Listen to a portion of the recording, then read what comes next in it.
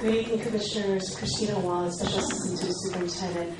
And today with me is Kevin Chavez, Supervisor of English Learner Support Services, and also Archie Fokin from the Educational Placement Center. Tonight's topic, as an informational item, is Alice Fong Yu and serving English learners through one-way immersion and dual language immersion pathways. We wanted, as several outcomes for tonight, is to share some of the data around the ELs at Alice Fong Yu, the ethnicity data, and also siblings. To also clarify and gain an understanding of the differences between a one-way immersion as compared to a dual language immersion pathway, and just to have that understanding. But knowing that we want to move towards a resolution to support ELs at AFY and address the overall program concerns at the school that have been expressed by the AFY community. In looking at the current EL demographics, AFY was worried about the gradual increase of ELs at their school and the English assessments for ELs that were not necessarily aligned to the California English Language Development Test. While AFY has been supporting ELs through ELD and tutoring, both AFY and district staff share the concerns that the need to effectively support and serve the growing number of ELs at the site. That's actually when the discussion around the transition from a one-way to a dual language was discussed to perhaps resolve some of these concerns. Looking at the EL demographics from 2008 to most recently 2011, the percentages have started from 15% in 2008 and are now at 21% of the student population. Good evening, Commissioners. I get to do the nitty-gritty. Here's the applicant pool by ethnicity. This represents 3 years, and you'll note that this 2011 and 12 school year was the first year of our tiebreaker system. The 2009 and 2010 were the diversity index system. So for 2011 and 12, we had a total applicant pool of 717 students, and this is the breakdown of ethnicity, and you'll see that the majority of the applicant pool was 59.1% was the Chinese, and then the rounding out, the second was the 15.9%, which is the white applicant pool. If you now we go to our next slide, we'll show the actual enrollment by ethnicity. Again, this is 3 years, and the 2011-12 would be the tiebreaker system. You'll see that we have an enrollment number of 67 students, and that would be the breakdown. Of course, we don't place the students by race, we only place by the tiebreaker system. And you'll see that 70% of the enrolled students were Chinese at Alice Fong Yu for the 11-12 year. Now 74%, a bit higher in 2010, and a little dip in 2009 to 10. And going over some of the data on siblings, these are the 3 years. We'll see that the number of siblings we had in total capacity for 11-12, there were 43 siblings for 66 seats of capacity.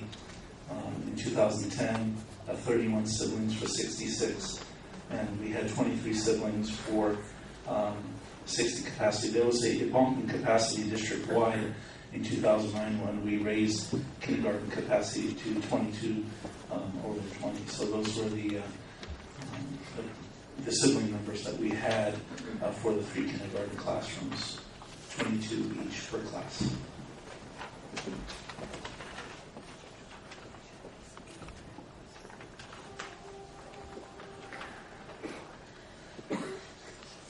This is the breakdown that we did in 2011-12. These are the following numbers of siblings for each language cohort group, and this cohort group was specifically used last year. So of the 22 seats we had in capacity for our proficient in pathway language and other language English students, we had 20 of those siblings of that cohort group. We had 5 students who were proficient in the pathway language and English of the 22 cohort, and we had 18 students who were only proficient in English of the 22 cohort, making a total of 66. We had 67 on the previous capacity, and I could talk offline about why we had that one change. Good evening, Commissioners. I'm going to briefly cover allow requirements, implications for pathway designs, and dual language balances based on LAU. So our LAU requirements for EL services, as we all know, are the minimum 30 minutes of English language development level by English proficiency level until students are redesignated or reclassified. They also require primary language and/or specially designed academics instruction in English methodology during the content classes. The program design, when we think about the one-way and the two-way models, there's some specifics that we wanted to call out. As a practical matter, AFY does have English learners at their site, and therefore they are required to provide those services that were outlined in the previous slide. The program is designed for AFY's one-way immersion and the district's dual language immersion are actually very similar. I think if you refer to the handout in the back, you'll see some slight differences due to the fact that we, in one model, do call out the ELD services, and then we also account for the non-academic core classes. One of the key differences in the dual language immersion pathway is the strategic use of language models of students who are proficient in the pathway language and those who are proficient in only English. So those two groups of students are used as language models consistently within the context of the program. And because English learners are acknowledged in all dual language, as I said before, that ELD instruction is required and shown in the model explicitly. So what are the dual language immersion student balances based on LAU? And again, this is the dual language. So under LAU, each dual language immersion class is a mix of fluent students, a ratio of 1/3 to 1/2 of the class, with English learners, anywhere from 2/3 to 1/2 of the class. And how do we operationalize this? Well, we institute processes during the kindergarten enrollment process to assign an appropriate balance of students who are proficient in the pathway language, and we set our capacity at 2/3 with the expectation that some of these students will actually be bilingual, and then and students who are not proficient in the pathway language, and that capacity is currently set at 1/3 of the students. So how does this align specifically to the state guidelines? They recommend that for a dual immersion pathway, there would be a 50-50 split between English-speaking students and non-English-speaking or pathway language students. But it further breaks down the ideal grouping in the following way. They say 1/3 English speakers, 1/3 pathway language speakers, and 1/3 bilingual speakers. But nevertheless, never less than 1/3 of either English-speaking students or non-English-speaking / pathways language students should be assigned to any of our pathways. And then in terms of how we interpret that we count both the 33% of pathway language speakers and the 33% of bilingual speakers in our 2/3 of the students who are proficient in the pathway language. So just for context and background, AFY's interest criteria prior to the school year 2011-12 was that you needed, in order to be eligible to apply for AFY, students who were listed a language other than English on the home language survey were required to demonstrate English proficiency, except for younger siblings of current students. Students who listed only English on the home language survey were not tested for English proficiency. Therefore, some EL families claimed English as their home language so that their children would not be tested, even though the families primarily spoke Cantonese at home. These students were identified as EOs unless a teacher made a special request to assess the student for EL identification. This misidentification also impacted other sites, since families who requested AFY and did not receive an offer to AFY were offered other sites. For the 2011 school year, the interest criteria had the following three cohorts. As Archie mentioned, 1/3 proficient in pathway language and other non-English languages, 1/3 proficient in pathway language and English, and 1/3 proficient in English. I wanted to also provide a brief summary of some of the assessments in the most recent years. In the last 2 years, we tested all potential ELs in English and in Cantonese. And last year, as part of AFY's transition, make plans to test all AFY applicants. The Lao Consent Decree or Action Plan only requires pathway language assessments and also the CELT administration. Now, for the current enrollment cycle, we are only administering the pathway language assessment and have moved up the CELT administration to July 1st due to limited resources and capacity and cuts in funding. As next steps, we heard loud and clear from the AFY community members. Many of them expressed that they also support and embrace English learners at their school in various ways. So the staff, as next step, would like to continue discussions with the AFY community, work closely with an AFY community working group to identify an appropriate solution to pilot this year, especially given where we are in the current enrollment cycle with applications due in 2 weeks. We also want to work with AFY to document how the English learners are effectively supported at the school while maintaining the positive aspects of the one-way immersion model. So that actually concludes our presentation.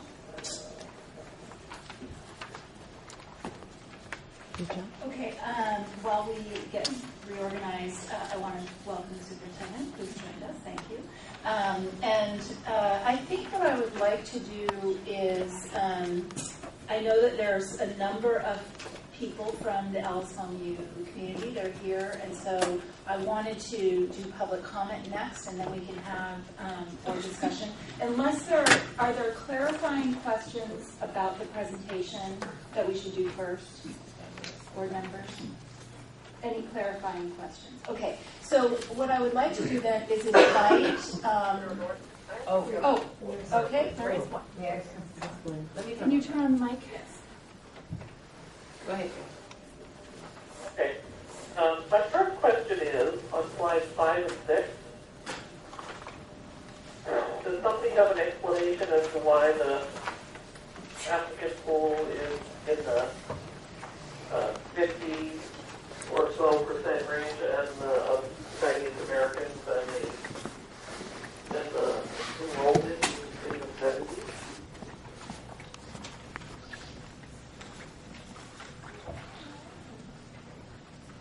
Commissioner Owens, I'll try to understand the question. So the question is, if the applicant pool is 59%, why the enrolled percentage of AFY kindergartners is 70%?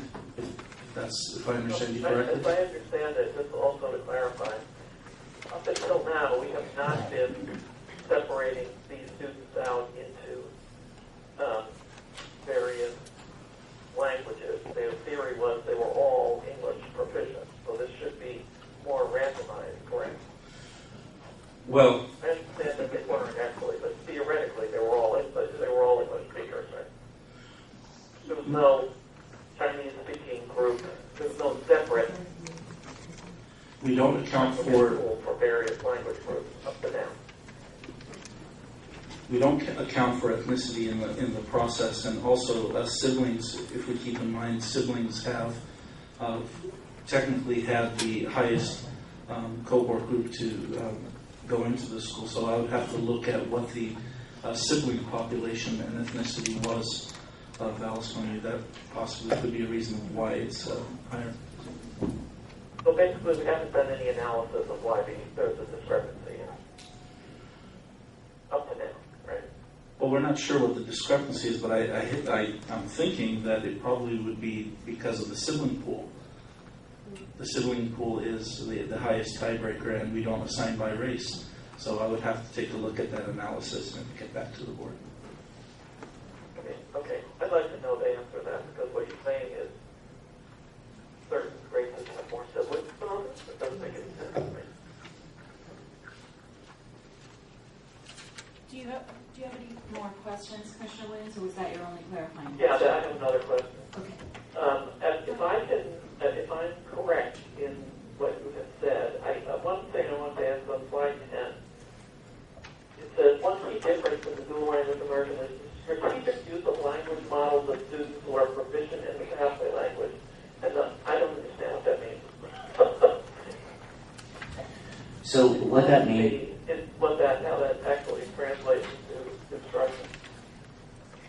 by the strategic use of language models of students? Commissioner Wins, what that means is that we set up the classroom environment in a way that students are encouraged to act as language models for each other during the different portions of the day. So when the instruction is being delivered in English, the English proficient students become the language models for the English learner students. When we are delivering in a target or pathway language, in this case Cantonese, then those students who are proficient in the language become the models for the other students. But in the dual language immersion model, it's important that each classroom be fairly balanced as to kids who are proficient in English and those who are fluent in the pathway language. Correct. And one of the specific strategies that I could tell you about is one that's old and we all know that it's called cooperative learning. So students are actually grouped where they have a couple, if it's a group of 4, then 2 of them are language models in the target language and 2 of them are language learners in whatever language of instruction in that program. Okay, my last question is that, and Commissioner Norton, tell me I don't know how the rest of this is going to go forward, but we also received a document that outlines the Japanese dual immersion model.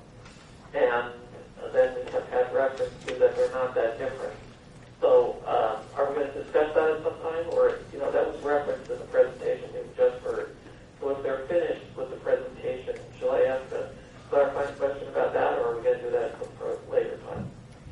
It's really up to you. I mean, what I wanted to do was to have the community testify for 15 minutes for public comment and then go on to board discussion. And I think a deeper, one of the things that I intended to do was to look more deeply into what is the difference between the one-way and the dual language models. But if you have a clarifying question about that you want to ask now, go ahead.